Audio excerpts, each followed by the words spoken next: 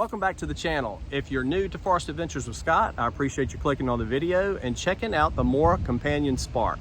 Now, if you're not familiar with Mora knives, they are a knife maker out of Mora, Sweden, and they produce quality, budget-friendly, bushcraft, camp, utility knives, just all around great knives. So today we are looking at the Spark.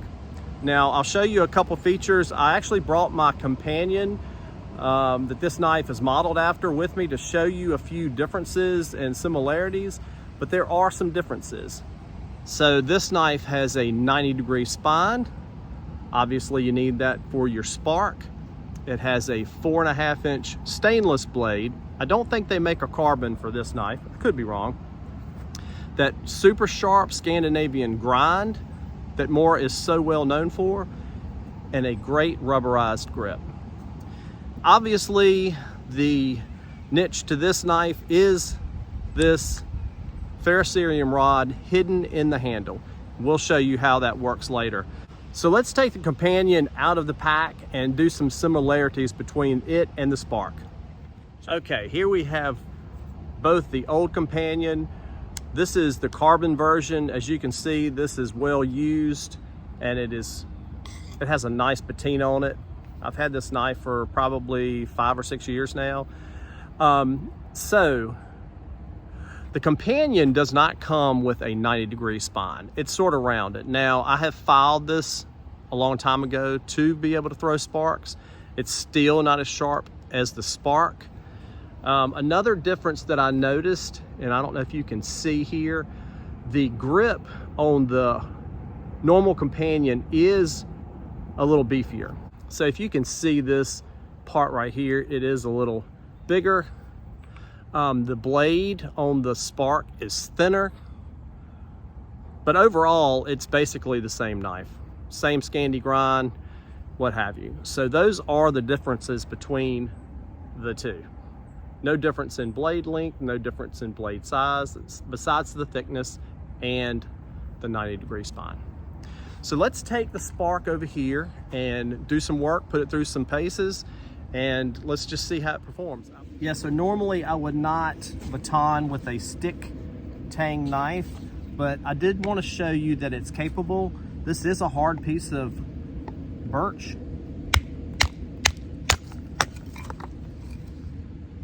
So very capable of still batoning wood if you didn't have your hatchet or your axe on you.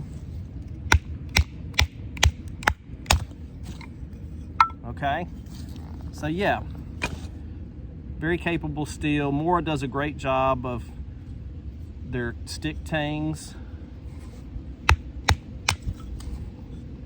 All right, so let's see how the Mora makes feathers. If you're not familiar with feather sticks, it's just a good way to get a fire started.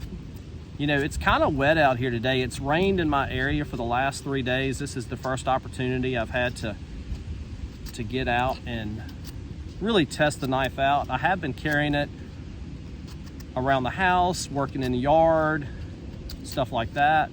Took it down to the creek and did a few things. But as you can see, very capable of making some feather sticks. So let's take a minute, and I brought my stove with me, and so let's see how it does of making fire, throwing sparks. That's what the knife is for, so let's take a look at that.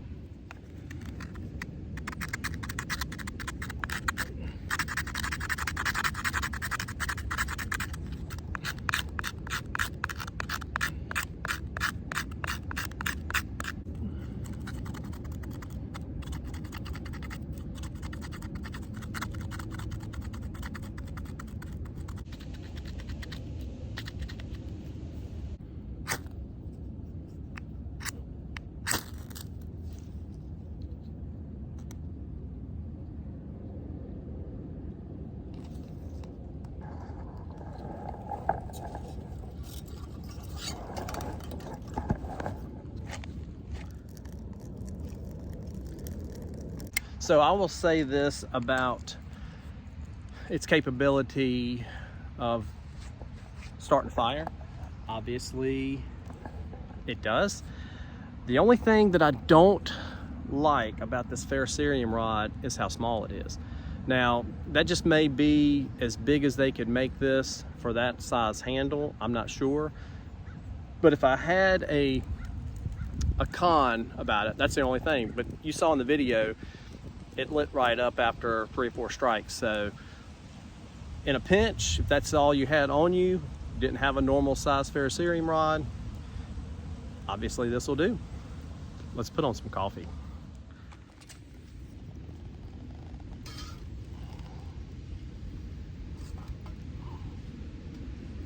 Okay, while we're waiting on my coffee to brew, let's check out another thing that you'll be doing in the outdoors, and that is processing food. For those that aren't familiar with grinds, the Scandi grind is not the most ideal at cutting because of the wedge.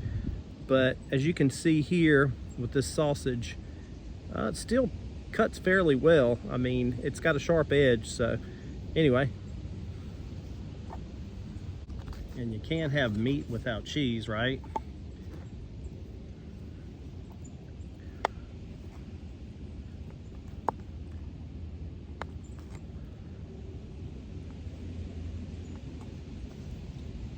Solid knife.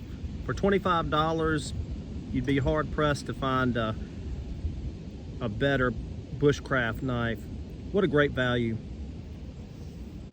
Here is the sheath. So Mora usually just uses a plastic sheath to keep costs down, but the retention is really good, and there's no way that the knife is going to slide out of the sheath. Really good retention. Okay, so obviously with an outdoor knife, you're going to want to do some carving. I've always thought that the Mora was a great tool for that.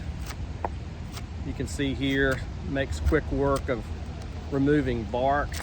So if you wanted to make a tent stake or something of that nature, you could do that with ease. And I've always considered a Mora to be one of the best carving tools, just because, well, they actually sell carving tools. I have some, but just the way they do their Scandi grind, it's just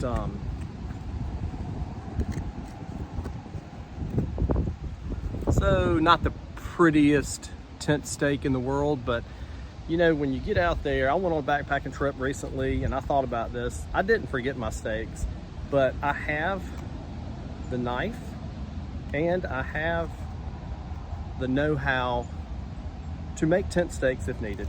So just wanted to show you that this Morakniv Spark is no different than any other Scandi grind Mora. It could just make quick work of carving wood.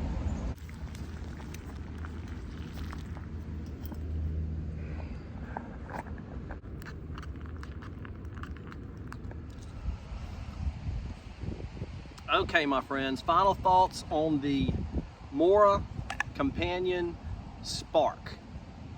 Okay, for the price, I don't know if there's a better knife.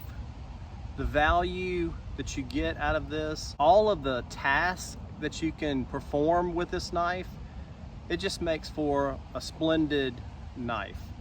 All the pros of any Mora, I own about 7 or 8 of these now, different styles, and they all perform great. The only con that I have with this, and it's a very small one because I still got a fire started with the ferrocerium rod, is just the size of the ferrocerium rod. You can see here that it is probably not much room to work with in there. So that size, that small size, is probably maxed out. But overall, great knife. If you're looking for a budget-friendly knife that you know you can depend on in the outdoors, I highly recommend the Morakniv Spark. Have a good one, and we'll see you in the next video. Peace.